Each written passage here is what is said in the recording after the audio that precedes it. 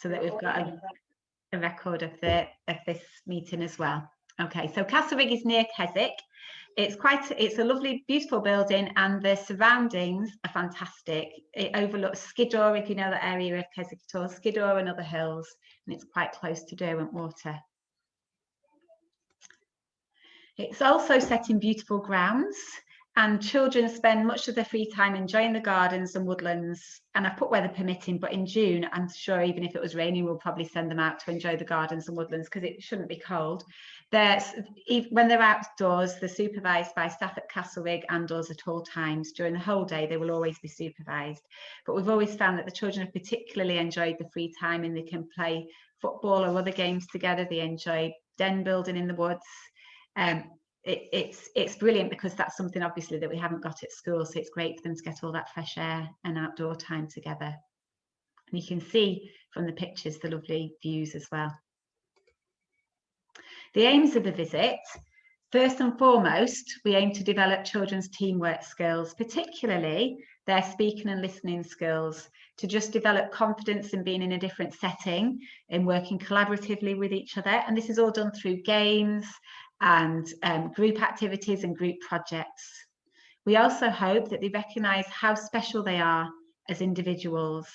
And I think it's a really important time in Year 5 to develop confidence in being themselves and recognising that they're special just for who they are, and they don't need to copy other people. We are all individuals and special for that.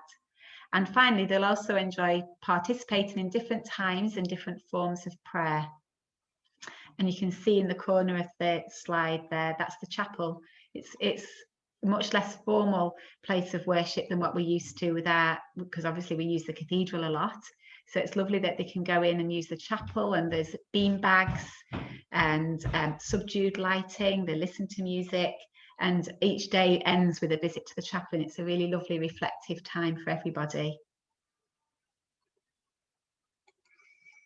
Okay, so down to the practicalities of the visit. We go on Wednesday the 16th of June, which is just the second week back after the half term, so it'll come upon us really quickly.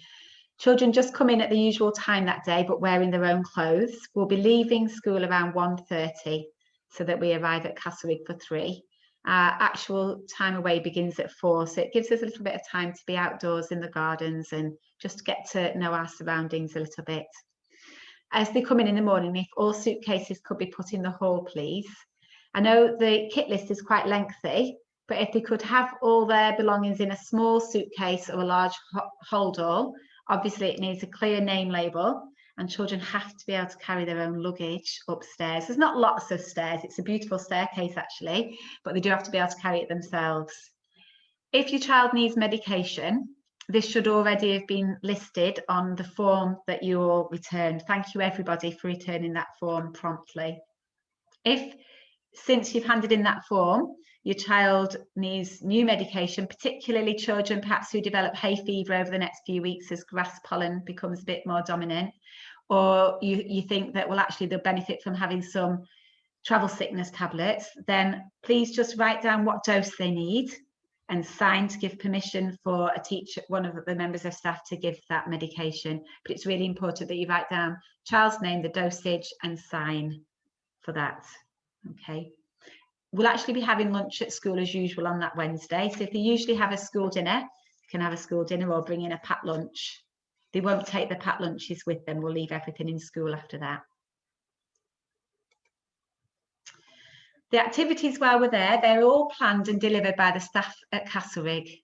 The staff vary in age. There's some younger people who are on a gap year to people who are much more experienced. In fact, Mrs. Benson's sister-in-law, how long has she worked there for, Mrs. Benson? 10 years.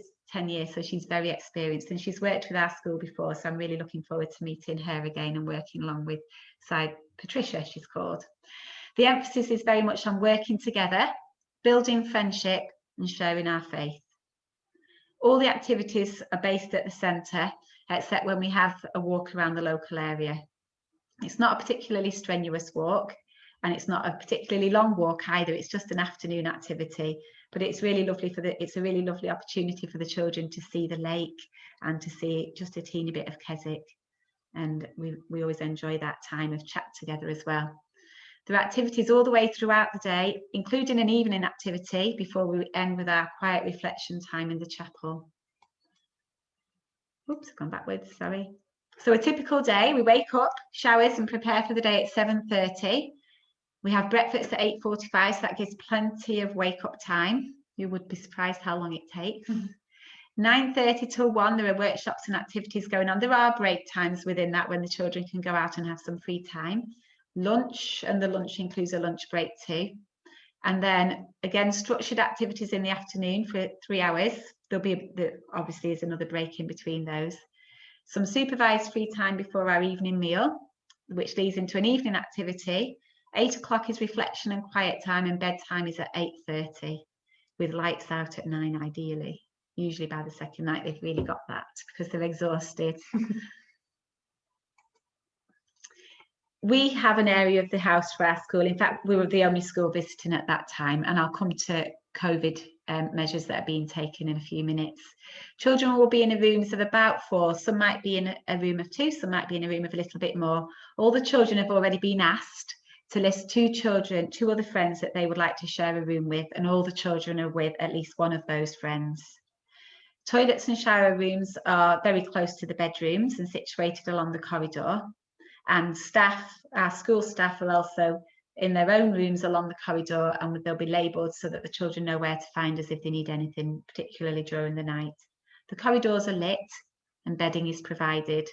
The rooms have bunk beds in, but they don't all actually have to sleep on a top bunk. So in some rooms there are 6 bunks and only 4 children, so they can have the option of sleeping on the bottom or top bunk. Yeah, oh yeah, thanks Mrs. Spencer. Yeah, they're separate boys and separate girls corridors, so they are kept apart at night. Then we return home after lunch on the Friday.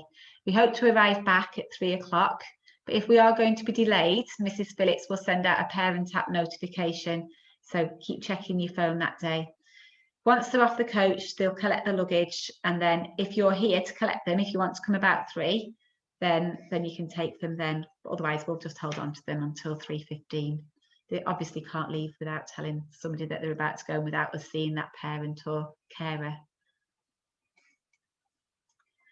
So COVID-19 measures, the yellow box is really important, and I recognise that this could be a really hard instruction to follow, but it is really important for the safety of everybody. Your child must not attend the visit if they or anybody in your household have had COVID-19 symptoms or have displayed positive in the last 10 days.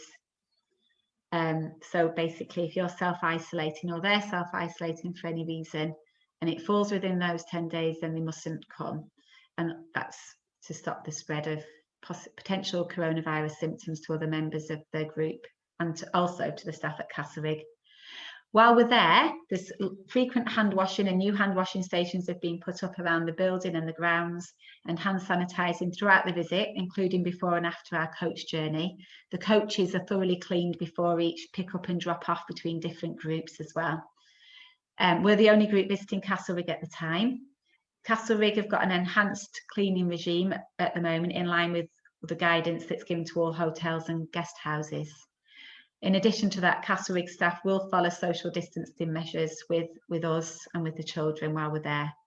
It won't impact too much on the relationships that we build up with each other, and I think we've all got very used to having that little bit of distance between ourselves without it impacting now too much on how we relate to each other. And there's also good ventilation indoors and lots of outdoor time as well. If the weather was really bad, there is actually an indoor playroom, games room with table tennis and table football and things like that. But so far we haven't needed to use it. We'll see what this time brings. While we're at Castlerigg, if anyone does develop COVID-19 symptoms, which will be really unlucky because we're not there for that long really, the first thing that will happen is they'll take a COVID test at Castlerigg. They'll then be asked to isolate for 24 hours there, and then they'll take a second COVID test. If either the first or the second test is positive, then we all have to return to school. So we'll have to rearrange the coach to come and collect us and then isolate for 10 days, which again just reinforces the importance of not sending anybody if you suspect that they are starting to show symptoms, because obviously is going to spoil the visit for everybody else then. If your child is displaying symptoms, we'll let you know straight away. And if you would rather come up to Castlerigg to collect them and take them home, then you can do that rather than them isolating for 24 hours there. We will ask you to have them tested and to let us know as soon as you have the results, because even if they've left Castlerigg, if they then test positive, we will still all have to go home. So it's a hard rule. It sounds very harsh, but hopefully we won't need to apply it. And obviously it's for the safety and well-being of everybody ultimately. Expectations of the children. We remind the children that they are representatives of our school. The school have always represented us well when we've been to Castlerigg, and the team leaders and group leaders there have really enjoyed our stays, and I'm sure that will be just as true with our current year 5s. They'll be asked to respect the rules of staff at Castlerigg and treat all the leaders with the same respect that they do with all the teachers at school already. They'll be expected to listen at all times and follow instructions, and they'll be expected to organise their belongings neatly and keep their rooms tidy, something that will reinforce a lot while we're away, and there will be prizes for the tidiest rooms. Surprising how untidy a room can get in such a short amount of time, actually, although you might not be surprised. The biggest expectation, though, is that they have fun and really enjoy the time away.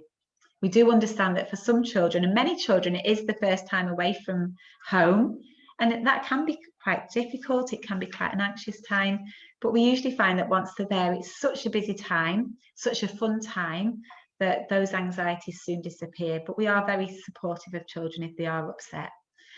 We don't encourage children to telephone home because that can actually be quite unsettling. But if a child was upset and we felt that a chat to somebody at home would help, then we would never restrict that. Okay, little final PS. It's really helpful if children, especially those with long hair, can shower and wash their own hair and brush it as well. It's the washing their own hair which some children find quite tricky, especially long hair. It is quite hard. But if they could have a practice before they go, that would be great. We don't mind helping them, Mrs. Benson, do we? Not with actually brushing and tying it up. Obviously, we're not going to help them wash it. So the kit list, please don't buy any new clothes. Old clothes are fine. They're going to be playing out a lot of the time. They'll be running through grass, probably get grass stains on the clothes, sitting on the grass, playing outdoors. So new clothes aren't recommended.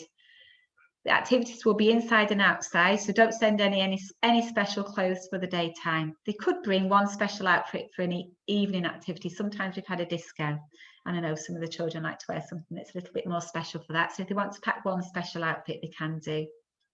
They're quite welcome to bring whatever they find that they like to have in the bed at night, a teddy or anything like that. Please will you make sure that all clothes and items, including socks and underwear and shoes, 10 minutes left, that'll be okay, hang on.